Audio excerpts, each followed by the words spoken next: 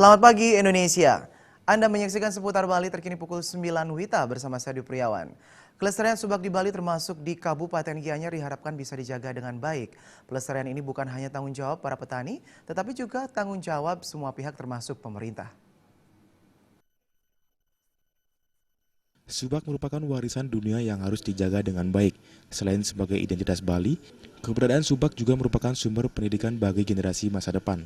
Hal ini ditekankan oleh Ketua Pusat Penelitian Subak Universitas Udayana, Profesor Wayan Windia, saat dijumpai di Subak Pulagan Gianyar beberapa waktu lalu. Menurutnya untuk menjaga kelestarian subak, hal terpenting yang harus dilakukan adalah mengendalikan laju alih fungsi lahan. Tak hanya itu, perhatian pemerintah kepada petani sebagai kerama subak juga sangat diharapkan. Salah satunya upaya yang dapat dilakukan pemerintah misalnya mensubsidi pembayaran pajak oleh petani, termasuk mendukung hal-hal lainnya yang berkaitan dengan keberlangsungan pertanian dan subak.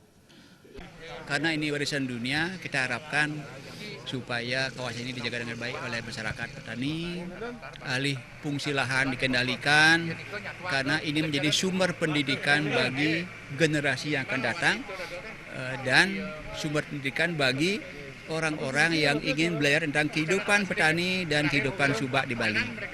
Pemerintah supaya memberikan bantuan yang maksimal kepada petani, agar petani senang bertani. Misalnya supaya pemerintah segera membebaskan petani dari pembayaran pajak PBB. Itu yang paling kuat permintaan petani, karena sangat menyakitkan pajak itu karena dasarnya adalah lokasi atau NJOP. Kita harapkan supaya pemerintah turun tangan segera untuk mensubsidi 100% pembayaran pajak oleh petani supaya pengeluaran petani semakin berkurang atau menurun. Dalam pelestarian subak, tanggung jawabnya jangan semata-mata diserahkan kepada petani, namun hal tersebut merupakan tanggung jawab semua pihak. Pelestarian tersebut juga bisa didukung dengan penataan subak dengan baik untuk dijadikan destinasi pariwisata. Kargito, Bali TV. Nantikan seputar Bali terkini 1 jam mendatang. Selamat pagi dan sampai jumpa.